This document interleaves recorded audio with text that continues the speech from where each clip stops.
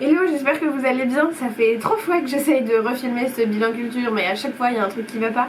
Et là, il faut qu'il sorte parce que j'ai plein de choses dont je dois vous parler, vraiment super cool.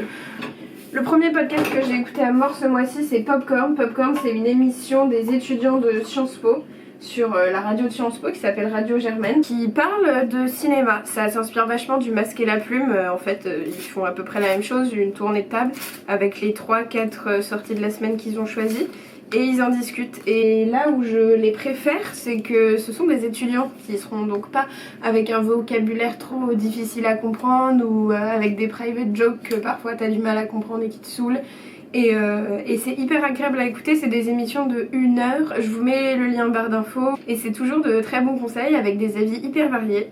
Donc c'est chouette. Le deuxième podcast que j'ai beaucoup écouté ce mois-ci, c'est un podcast que l'une d'entre vous m'a conseillé sur France Culture qui s'appelle Les Pieds sur Terre et je sais pas pourquoi j'avais jamais entendu parler de cette émission. C'est des interviews en fait de 30 minutes de personnes dans lesquelles on n'entend pas du tout une interaction avec la journaliste et vraiment ils parlent de leur expérience. C'est des gens qui viennent d'horizons hyper différents, avec des âges différents, avec des histoires différentes et qui racontent juste leur vie d'agriculteur, vie d'obèse, vie amoureuse, comment apprendre le sexe aux enfants à l'école, qu'est-ce que c'est que le consentement. En fait c'est juste des sujets hyper divers, hyper variés et à chaque fois c'est vraiment trop bien, c'est hyper touchant, c'est hyper beau, c'est très bien monté et ça t'apprend des trucs et ça te fait bizarrement voyager alors que le mec c'est peut-être ton voisin qui va te raconter son histoire d'amour impossible avec Valérie, mais vraiment j'ai trop adoré cette émission. Ce mois-ci je me suis refait toute ma culture cinématographique en regardant les grands classiques du Tarantino, du Hitchcock, des trucs comme ça, plein de films que j'avais jamais vus et qui pourtant sont des prouesses de cinéma. Donc je vais pas vous en parler parce que c'est des bases, mais si vous voulez voir mes avis, ou en tout cas une note sur 10, vous pouvez aller voir ma page sur Sens Critique, sur laquelle tu peux noter tous les trucs culturels que t'as vus, c'est vachement chouette. J'essaye à peu près de mettre ça à jour. Mais là je vais vous parler de 2 super films que j'ai vus, qui parlent tous les 2 du sida. C'était pas voulu, mais c'est comme ça. Le premier que j'ai vu c'est Dallas Buyers Club, qui est dispo sur Netflix, avec Matthew je sais plus quoi et Jared Leto. Donc c'est l'histoire de ce mec qui va se rendre compte qu'il est contaminé par le sida dans les années 80 et qui a aucun moyen de s'en sortir. Il lui reste 72 jours et les médicaments qu'il prend sont des médicaments avec beaucoup d'effets secondaires et sauf qu'il y a un nouveau médicament mais qu'il n'est pas encore commercialisé, donc il va lutter pour faire en sorte de donner aux malades accès à ce médicament et c'est trop beau. Jared Leto en transe et d'une beauté déconcertante. La DA de ce film est juste à tomber par terre, tout est vraiment super beau, super touchant. Donc ça reste un film américain où ça commence tranquille, on te met dans l'ambiance, t'as un truc qui se passe mal, du coup t'as la quête, puis t'as un truc qui se passe mal, du coup tu chiales, puis finalement ça se termine bien. C'est un schéma classique, mais c'est un schéma classique qui marche, qui est vraiment, moi ça m'a vraiment trop touchée et j'ai adoré ce film là. Et le deuxième film que j'ai vu sur le sida, vous vous en doutez sûrement, c'est 120 battements par minute, qui est l'histoire de cette association ACT UP, association française qui luttait pour les malades du sida, pour faire en sorte de leur donner plus d'accès aux soins, pour faire en sorte de faire un dialogue avec les pouvoirs publics pour mettre en place des choses, pour sauver ces personnes-là. Et voilà, c'est parfait. Tous les acteurs sont parfaits. Le scénario est parfait, les dialogues sont parfaits, le personnage de Sean est parfait.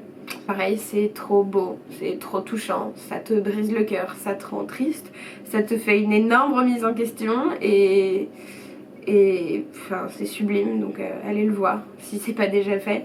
Et ce que j'ai vraiment aussi aimé dans ce film, c'est la place qu'on donne à la mort, qui est une chose très belle encore une fois et que là on voit, peut-être pas dans les yeux, mais on voit la mort pendant un long moment.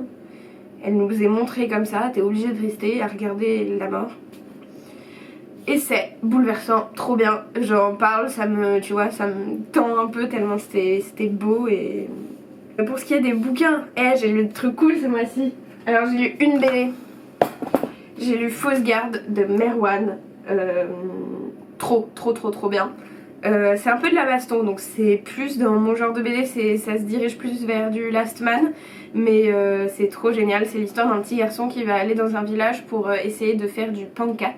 Le pankat, c'est un sport de combat un peu comme de la boxe, et il veut être champion de pankat. Il se dirige vers la ville, et dans cette ville-là, il va rencontrer deux maîtres spirituels, entre guillemets. Deux adultes qui vont l'aider dans sa quête, mais des adultes qui sont vraiment opposés psychologiquement. Il y en a un, c'est le chef du club de pankat, donc meilleur joueur, vraiment avec le pankat égale la vie. Et un autre mec qui lui veut un peu lutter contre les écarts de richesse, et qui du coup est un voyou qui va essayer de rétablir la justice, mais avec des coups de couteau et des meurtres. Donc voilà, c'est vraiment trop bien. Au niveau du scénario et de la découpe des cases, c'est parfait. Genre maintenant je fais des études audiovisuelles et du coup j'analyse beaucoup plus ça, mais c'est absolument parfait. Tous les plans sont réfléchis à la perfection et tout fait sens, et la lumière aussi est super bien traitée là-dedans, et pour moi c'est les deux choses les plus dures à avoir dans une mise en scène, entre guillemets. Allez lire ça, ça vous fera du bien. Si vous pensez qu'à l'amour et aux fesses comme moi, et bah ça vous sortira de votre zone de confort, et ce sera quand même vachement bien. J'ai commencé et bientôt fini L'Amie prodigieuse de Elena Ferrante, qui pareil est un truc, je me demande si c'était pas un prix Goncourt, peut-être pas. Mais en tout cas c'est un truc qui a tourné et retourné cet été. Bizarrement j'arrive pas à le finir, je sais pas. C'est vraiment bien, hein. À chaque fois que je le lis je suis hyper contente, mais donc bizarre parce que j'ai l'impression que tout le monde a eu cette réaction d'addiction, et en plus de ça c'est un bouquin en 4 tomes, donc il y en a 3 autres.